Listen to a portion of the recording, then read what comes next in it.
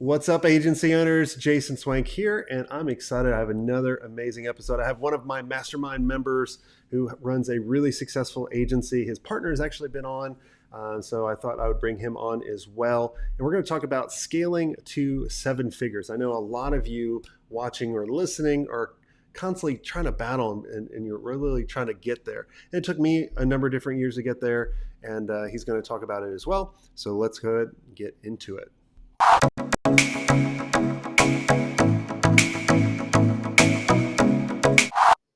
Hey, Erik, welcome to the show. What's up, Jason? Thanks for having me. Yeah, I just realized too. I've had Drew and Darren on, and Kevin and you. Now you're the fourth person on the intro that you can see the drone flying out from the experience. So I'm like, oh, I see him. I see him little. I I can made see the the intro shining that. head off the. Hey! Why'd you have to go there, man? So No, for that was awesome. As a matter of fact, one of the pictures from the experience is my Twitter profile picture up on the mountain. It was like I guess the first full day we hiked up Swenk Mountain. yeah, Yeah, that yeah. was amazing, man. Oh, it was fun. Yeah, at sunset. So yeah, it was fun. And then obviously the ones we did on the ATVs where since you guys were the suckers in the back, you guys Yeah, got dusted. But yeah. I definitely should have brought goggles that trip. That's for sure. exactly. Well, tell us who you are and what do you do? Sure. I'm Erik. On the line, I go by Erik J. Olson. I am the CEO of a digital marketing agency in Chesapeake, Virginia, named Array Law. We have been in business for about 4 years. We've gone through a bunch of different iterations, and I've run several previous companies. And so about 4 years ago, my business partner Kevin Daisy, who was also on your show recently and also a mastermind member, we merged companies, and at that point, we decided that we were going to rebrand as Array Digital. And at the time, we were focused on website and mobile applications. And we did this little thing called digital marketing off to the side. We had one person that we were just like, just go take care of that extra value added service. And one day I sat down and I looked at all of our financials and I saw that we were making pretty good money. It just wasn't a lot of it, very high percentage. So high percentage, but low dollar amounts. I'm like, why don't we focus on this a little bit more? And I had been focusing on it in my research and whatnot for the last year. It took about 6 months before we started to get some real recurring revenue from that. And that was really nice to see recurring revenue in an area that we really enjoyed working in. Yeah, I think, for many years or some people take even longer, it's you do the things that just keep coming to you rather than really go and really look at what are the things that give me a lot of energy or which are the ones that like take energy away. And like if you can match like the ones that give you energy with the ones that make you a lot of money and profit, you're like, all right, let's do more of that. But I think we get too involved in the process in the business that we can't even see it. So how were you able to kind of take some time and to see that and really kind of look at it? Yeah. So as far as like the pivot that we were going to make, Exactly. yeah. Well, honestly, the work started to dry up a little bit.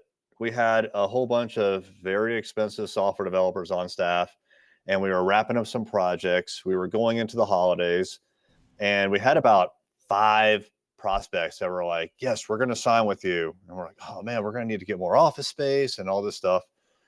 And I would say that that actually was probably like late summer that happened. And then going into the fall, the prospects didn't close.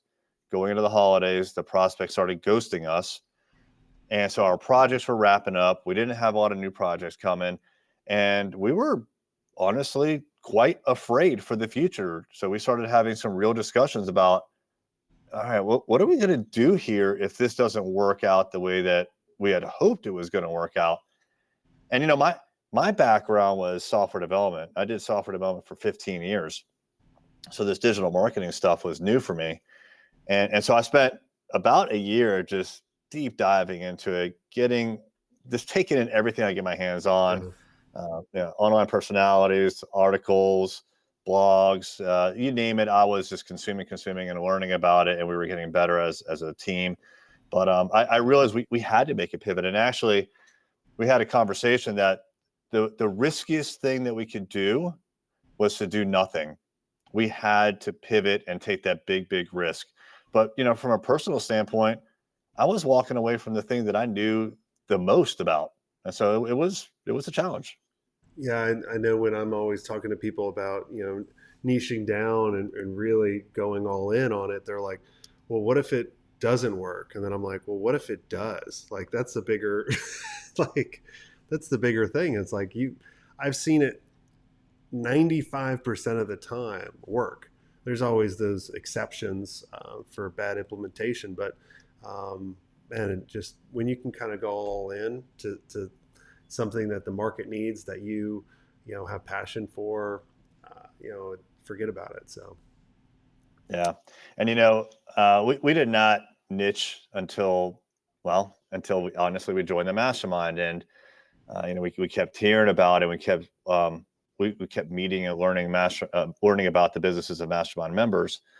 And what we noticed very clearly was that the members that had niched the most as far as industry or discipline seemed to be doing the best. you know, And so we started to kind of go down that path. But again, it's a scary thing because you're not used to it.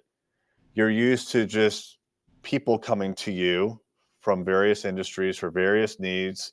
But it also gets exhausting when every time a prospect comes to you, it's like a brand new problem that you may not even know how to solve. And you have to kind of be like, yeah, we could do that. And you don't really know if you can. I'd rather do the same kind of work, frankly. As far as the work itself over and over again, let the creative output or process be the variable for each client. So we can still be creative, but the things that we do as far as like run ads or build websites, it's the same, right? And so we get better, we get more efficient. yeah, I remember because we did a lot of custom application development, and yeah, there was no set playbook. I mean, it was always different. And it was challenging, and that part of the business was always the one that was kind of close to breaking even. It seemed like it was just we were really profitable on the creative and the digital marketing. I just wish I cut the development a little quicker, but back in the day when we were growing, that was one of the things that could actually help us to grow, but it's a little different nowadays. Going forward, what are some of the other things that helped you guys get over the 7-figure mark? Yeah, great question. So, it took me 11 years to break $1 million in revenue. 11 years as a business owner. The first 4 years, I was doing government contracting for the Navy. I live in the Norfolk, Virginia market, and there's a ton of Navy here, and so a lot of people get DoD work. And I started my own little company with a partner, and it was just a 2-man crew. And right off the bat, we were making good money, but it wasn't 7-figure money, but it was good income for an individual. And it was one of those situations where you don't want to walk away from it, but I knew I had to one day. And eventually I got the boot and had to go off on my own and started to really focus in on business and started hiring people and growing a team. One of the things that really helped me a lot was when I did that, when I took that step, and I started to take on commercial clients. I knew that I had an opportunity to get a lot of work from my network, but only if I told them what I was doing. So I literally had to tell the world on a daily basis what I was doing. And there was hesitation for me to do that. And I see this in a lot of new company founders or freelancers where it's almost like they're hedging their bets that in case they fail is what it seems like. And that's how I was feeling like, well, if I tell everybody, if I tell my mom, my dad, my aunts, all my friends from high school, everybody that I know, if I tell everybody and then it doesn't work out, I'm going to be embarrassed. But I knew that was it. There was one plan for me. It was the plan A had to work. And so I had to activate that network. So that was a big thing for me, was telling everybody what I was doing and making sure everybody knew what I was doing. And it continues today because, all companies kind of pivot a little bit and tweak their offering and whatnot, or they niche, and so we have to continue to tell people what we're doing so that if someone knows me from, years ago, or we just met, I want them to know that Erik is the guy that does X, Y, or Z. Even if they're not a prospect, they can carry the message on. So that was a big part for me. Why the seven figures? So, yeah, why $1 million a year in revenue? Why is that pertinent? Number one, it's a nice round number, and it's something that our culture kind of throws around a lot. Millionaire is kind of a big thing. Not that if you make seven figures at your agency, you're a millionaire, not by a long shot. You Mm-hmm. may actually be losing money in reality, Yeah. but it's something that's recognizable. But also, I learned a couple of years ago that only 4% of businesses reach the $1 million mark, and to Really? me that meant, Oh wow. yeah, to me that meant that 96% of businesses either are mom and pops, or they struggle to get there, or they just die trying. And so it's enough of a challenge where I knew I wanted that. But once I crossed that threshold, what I didn't realize until afterwards was that the business just got a little bit easier to run. So we finally had a little bit of extra money that we could put into things like our own marketing, and getting clients gifts, and a mastermind, and some of these extra kind of like things that were unaffordable in the beginning, nice to haves later. And now we could actually start investing back in the business, and we could hire people, the right kinds of people. And so it just got easier as a business owner once we crossed that threshold. Now, the number itself it's just a number. There's nothing magical about it, but right around that point for me, in my personal experience, is when things started to really change. Yeah. Yeah, I agree with you on there. I remember it took us a couple of years to get through to the $1 million mark just on the top line. And then I realized, after that, I was like, well, okay, that's top line. Well, how do we get it to, the profit? Like make that the profit. Like literally, I just got off an interview a little while ago. Not sure when that show will go live, but it's with Don Scales, and we were talking about he's done 40 acquisitions, and he's a CEO for a huge global agency of over 500 people. And we were talking about like which are the ones that he looks for. And I remember him telling a story about he was talking to the Omnicom CEO, and he goes, "Hey, I'm going to go look at this one agency." And he's like, "Well, where are they at?" And he's like, "Well, they're a million in revenue." He goes, "A million in EBITDA?" He goes, "No, a million in revenue." And he goes, "If I were you and I was flying to him, I would fly by and wave." He goes, "I wouldn't talk to anybody for that under a million in EBITDA." And I didn't realize that for many years to come as well, of going, because we all have that mental hurdle. We want to get to that million. And then you get to that million, then you're like, you go to the next. And I totally agree with you, Erik, on it does get simpler because you can afford to, you're really starting to focus on building your team. Like, like what we talk about in the mastermind a lot with your guys, success group is around recruiting and building leaders and that kind of stuff. And when you can invest into that, it takes all the weight off your shoulders. Have you found that as well? Yeah, absolutely. Yeah, and people, that's a huge component of any business, but certainly in agency life, you have to invest in your folks. And in the beginning, when I hired my first employee, I I only had the only benefit that I had was paid time off, and I was pretty cheap, so it was like 2 weeks of paid time off, and we kept hours and all that stuff. And but as time went on, and we made a little bit more money, I was able to offer more benefits. So, we offered dental, we offered vision, we offered medical, of course, we offered, and then one of the most recent ones was retirement matching, which that's a big deal. I mean, that costs us a lot of money every pay period Mm-hmm. to put money into someone else's retirement account. But we're giving our staff what they need to be whole when it comes to their finances, and hopefully, with the work itself as well. But all that costs money. You need tools as well, right? So it's easy to say, oh, you need to do great work, but if you don't give them the tools, if you can't afford the tools they need to do great work, then you're asking for something that's unreasonable. So yeah, you need the money to invest in your people. Now that's probably the biggest component, right? Yeah, exactly. Well, if you had to do one thing over again, so it took you a couple years in order to get to the million mark. If you were starting over today and you're around 300,000, what's the one thing, if you had one thing that you could do in order to get you over a million, what would it be?